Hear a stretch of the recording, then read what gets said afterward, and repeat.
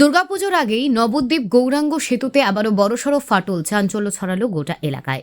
আজ সকালে কিছু সাধারণ মানুষের নজরে আসে সেতুর ফাটল, যা দেখে তৎক্ষণাৎ খবর দেওয়া হয় নবদ্বীপ থানার পুলিশ প্রশাসন ও ট্রাফিক গার্ডকে। দ্রুত ঘটনাস্থলে পৌঁছে যান পুলিশ ও ইঞ্জিনিয়াররা এবং পরিস্থিতি খতিয়ে দেখেন। নিরাপত্তার স্বার্থে নবদ্বীপ পুলিশ প্রশাসন সকাল থেকেই সেতুতে ভারী যান চলাচল নিয়ন্ত্রণে আনে। সাধারণ মানুষ ও নিত্যযাত্রীদের সাময়িক অসুবিধার সম্মুখীন হতে হয়, কারণ যান চলাচল আংশিকভাবে থমকে যায়।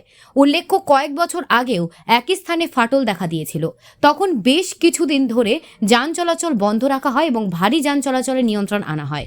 সাময়িক মেরামতির পর সেতুটি ফের চালু করা হয়। তবে এবারে আবার ফাটল দেখা দেওয়ায় প্রশাসনের তৎপরতা বৃদ্ধি পেয়েছে এবং স্থানীয় বাসিন্দাদের একাংশের মতে বিপদ আরও বড় হতে পারত সময় মতো ফাটল নজরে না এলে।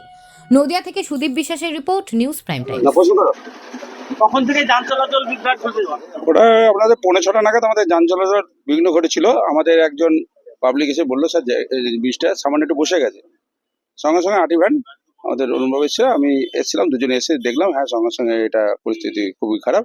আমরা দেনান্দার আর ব্রিজটাকে ক্লিয়ার করে দিয়ে সাময়িকভাবে আমরা এটা ব্লক করে দিয়েছি এবং দেনান্দার আমরা পিডব্লিউ ইঞ্জিনিয়ারকে জানালাম, আমার ঊর্ধ্বতন কর্তৃপক্ষ জানিয়েছি, পিডব্লিউ ইঞ্জিনিয়ার বলে আমরা আসছি। ঠিক আছে, আপাতত আমরা উনি বলেছেন ছোটো গাড়ি চালাতে, আমরা ডান সাইড দিয়ে ছোটো গাড়ি এক সাইডে প্লেট বসে গেছে, আপনারা দেখেছেন নিশ্চয়ই।